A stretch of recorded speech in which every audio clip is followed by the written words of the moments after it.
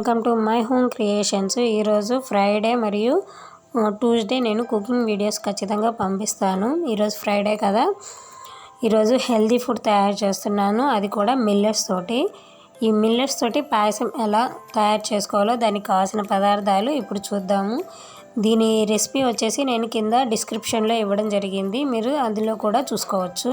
మీరు కనుక నా ఛానల్ని సబ్స్క్రైబ్ కనుక చేసుకోకపోతే ఇప్పటి వరకు ఈ ఛానల్ని సబ్స్క్రైబ్ చేసుకోండి ఫటాఫట్, and like and share comment. ఇప్పుడు నేను ఊదల పాయసం చేస్తున్నాను. మీరు సామెలైనా అరికలైనా ఏవైనా తీసుకోవచ్చు. ఇవి 1 కప్పు ఊదలు తీసుకుంటే దానికి 3 నీళ్ళు పోసి ఉడికించుకోవాలి. కానీ ముందు రోజు రాత్రే నానపెట్టుకోండి ఉదయం చేసుకోవాలన్నప్పుడు, లేదా మినిమం 4 అవర్స్ టైం తీసుకొనైనా వాటిని నానబెట్టండి. అప్పుడే బాగా కుకింగ్ అవుతాయి, లేకపోతే గట్టిగా ఉంటాయి. ఈ విధంగా మనము నానబెట్టుకొని ఉంచుకున్నాను నేను. దీన్ని పొయ్యి మీద పెట్టేసేసి 1కి 3 నీళ్ళు పోసుకోండి, లేదా 4 అయినా పర్వాలేదు. కానీ మళ్ళీ పాలు మిక్స్ చేసేటప్పుడు ఇవి వాటర్ క్వాంటిటీ ఎక్కువగా ఉంటుంది, అందుకే 1కి 3 పోసుకోండి. 1 కప్పు సామెలు, 3 కప్పుల నీళ్ళు పోసి ఈ విధంగా ఉడికించుకుందాం. ఇంకో పక్కన వచ్చేసి పాలు కూడా మనము కొంచెం వేడి చేసుకుందాం, ఎందుకంటే ఇవి ఉడికే లోపల అది కూడా కొంచెం మరిగినాయనుకో ఫాస్ట్గా అయిపోతుంది మనం పాయసం తయారు చేసుకోవడానికి. ఇప్పుడు చూడండి, సామలు ఉడికిపోయాయి, ఊదలు ఉడికిపోయాయి. ఇప్పుడు ఈ ఊదలు ఉడికినాక ఇందులో కొద్దిగా ముందుగానే ఇలాచీ పొడి యాడ్ చేసుకుందాము. లేదా మీ దగ్గర ఇలాచీ పౌడర్ కనుక లేకపోతే ఆ కాయలు లోపల ఉన్న సీడ్స్ని మాత్రమే పొడి చేసి వేసుకోండి, బాగుంటుంది. అప్పుడు పిల్లలు అనేది ఇలాచీని తీసి పక్కకు పడేయకుండా ఉంటారు.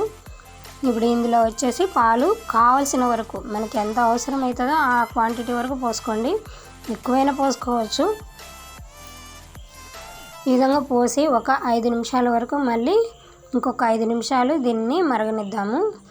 ఇది ఉడికే లోపల మనము పక్కన బాండీలో కొద్దిగా నెయ్యి వేసి స్టవ్ వెలిగించుకుందాము. నెయ్యి వేసి ఉంచిన దాంట్లో జీడిపప్పు, డ్రై ఫ్రూట్స్ ఏవైనా సరే మీకు ఏవి ఇష్టమైతే అవి వేసుకోవచ్చు, వేయించుకోవచ్చు. జీడిపప్పు, బాదాము, పిస్తా, ఎండు ద్రాక్ష, కొబ్బరి పొడి, మీకు ఏవి నచ్చితే అవి వేసుకోవచ్చు. కొంచెం గసగసాలు ఇవి వేసి లైట్ బ్రౌన్ కలర్ వచ్చేంత వరకు వేయించుకోవాలి. ఈ విధంగా బ్రౌన్ కలర్ వచ్చేంత వరకు వేయించుకొని పక్కకు పెట్టుకుందాము.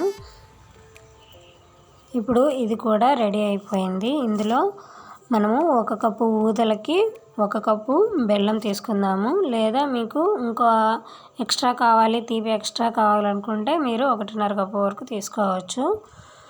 ఇది నేను స్టవ్ ఆపేసేసాను, ఎమ్మడే ఉడికిపోయిన తర్వాతనే బెల్లాన్ని ఇందులో కరగనిద్దాము.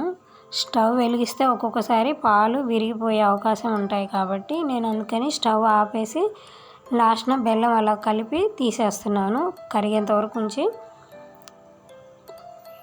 ఇప్పుడు ఈ మిశ్రమాన్ని ఇందులో వేయించుకున్న జీడిపప్పు, గసగసాలు, కొబ్బరి ఏదైతే ఉంటుందో అది ఇందులో కలుపుకుందాము.